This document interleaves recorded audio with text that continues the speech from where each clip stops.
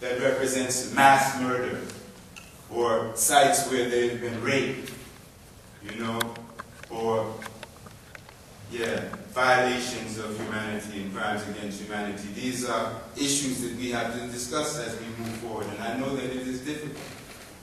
But I ask that you bear with us as we craft the sentiment and as we craft the language, and we find a way for people to work together across the seas. Today, as I close, I'm here in the capacity as the chairman of Corriga, and it is an organization that was formed and established to represent the Danish movement for Virgin Islands reconciliation. And with that, we will do all that we can to advocate on behalf of these interests and concerns. Again, Ula, I thank you for having the vision to put this symposium together, to craft the exhibition, and to invite all these lovely people here to have this debate and dialogue and discussion. Thank you very much. Sorry for having me.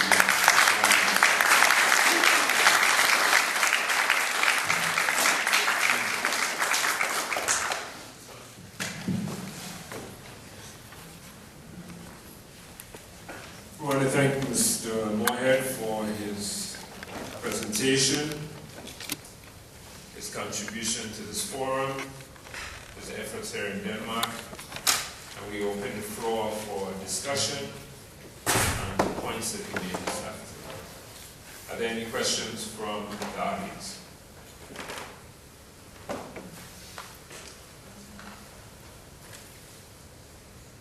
Yes. Thank you, Shelley, for contributing to the forum and for representing the younger generation. It's of course because we're so much older than you, but still I feel that it's also a very grounded viewpoint you state. It doesn't. How does it relate to youth? How does this relate to the young generation of the Virgin Islands? And then again, I want to thank you for contributing to the awareness of this history, or mutual history in Denmark. But my question is, how is this actually reflecting the youth? That's what I'm thinking of. Thank you. Very important question, and I think that if I have left today without answering it, we would be incomplete. But I think that the youth today are most affected by this history, whether they are ignorant of it or whether they have knowledge of it. And because when you look at the statistics, say, in the schools, it is a known fact that not until 1983 was it lawful for Virgin Islands history to be taught in the Virgin Islands public school system. And that is the way that I would say it. But to date, there is no curriculum in place. There is no curriculum in place that can be identified to comply with the law that says that Virgin Islands history and basic Caribbean history must be taught from kindergarten to 12th grade within the Virgin Islands public school system. And to me, I think that not having the knowledge of their history is the most negative contributor, the factor that contributes most negatively to their lack of identity. And I believe that it is the lack of identity that we see being played out in the streets of Charlotte Amalie and Christiansted and Frederiksted today. Over the last 6 years now, we have lost to gun violence over 200 young men in the Virgin Islands. I know this is difficult to talk about, and people don't want to discuss it. And I see the Congresswoman holding her head. Yeah, it's hard to think about, but this is the legacy that we have inherited, and this is the Virgin Islands, whether we like it or not. And it is a lack of identity, a lack of knowledge of self that leads to this, to these problems and these predicaments. When we consider that poverty in the Virgin Islands is at 34.5%, and that 40% of those impoverished are children under the age of 17. Well, how does that affect them going to school every day? When we consider that poverty is not something that is just defined by what's in your pocket, but that it is more broad in definition, and that poverty is directly tied to our political status, that poverty is directly tied to our history as a people, our history with Denmark, our history with the United States. It is all interconnected. We don't have the time today to itemize the ills with the causes, but we know that our youth have inherited this legacy and have inherited these social ills. I heard George Tyson mention yesterday that we cannot take all the social ills that exist in the Virgin Islands and attach them to slavery as the cause. But I can tell you that the youth today are the beneficiary of the picture that I had up on the wall, and they are the ones that are struggling, and that will have to deal with a lack of political status, that will have to deal with being a non-self-governing territory, will have to deal with having to find the wherewithal to bring about a constitution. It is the youth that have inherited what the generations past have refused or have not known what to deal with. And so as we adapt, these are the things that are important to us, answering these questions and bringing about resolutions so that we can be whole moving forward. I hope that I've addressed the question.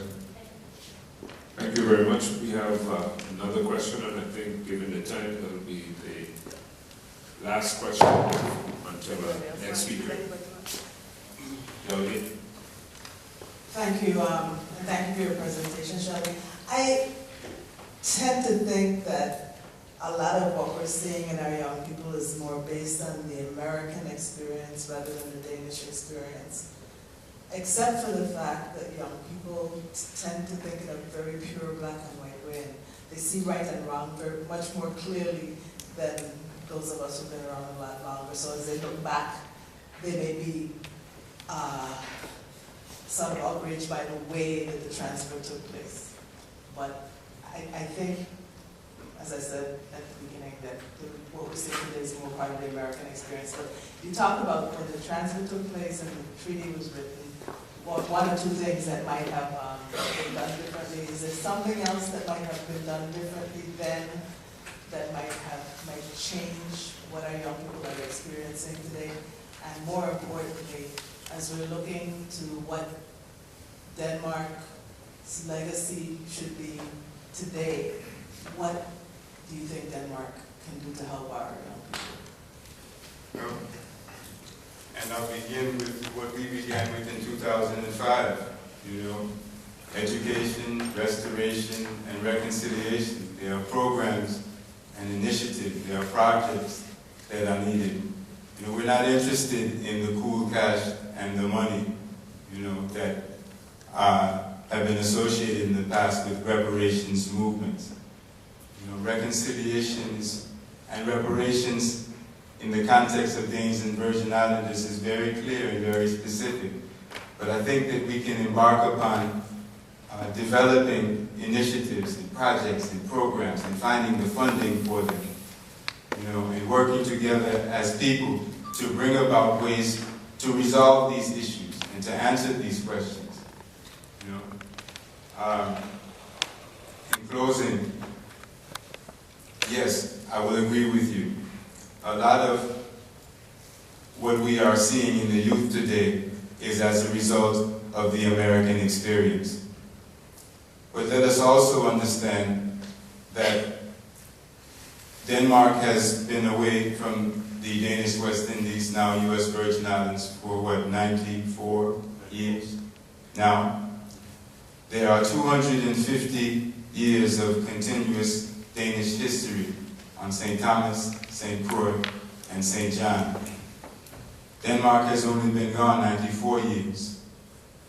250 years of continuous Danish history on those shores that needs to be explored, and that for the most part has been left out of, until recently, Danish curriculum and of mainstream media discussion here in Denmark.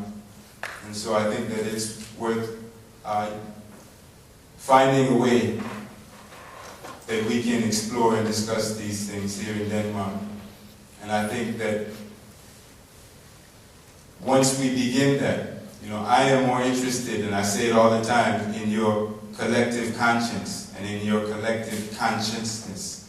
Once this information is factored in, once these debates are had, once we have the difficult discussions, what will be, I'm interested in to see what your ideas are.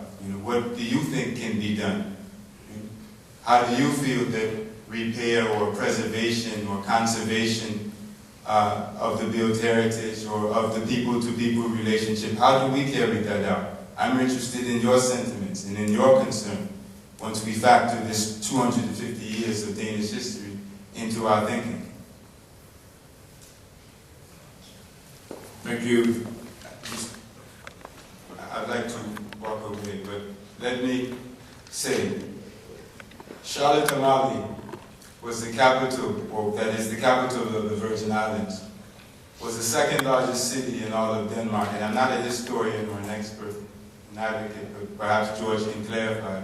The second largest city in all of Denmark for a period of, I'd say, almost 200 years.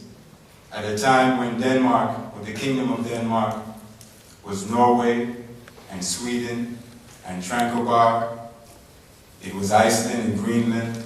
It was Ghana on the west coast of Africa, and it was the Danish West Indies. Charlotte on that small island, St. Thomas in the Caribbean, was the second largest city, contributing anywhere from 1/3 to perhaps 2/3 or 3/4 at times of its gross national or gross domestic product. And so, as we consider moving forward, what is it that we can, how is it that Denmark can help that people, that territory that have given so much, or that perhaps were creditors to the modern state of Denmark at one point in time? Let us conceive institutions. Let us conceive programs and initiatives. Let us conceive projects that will allow our people to repair this relationship and move forward. Thank you.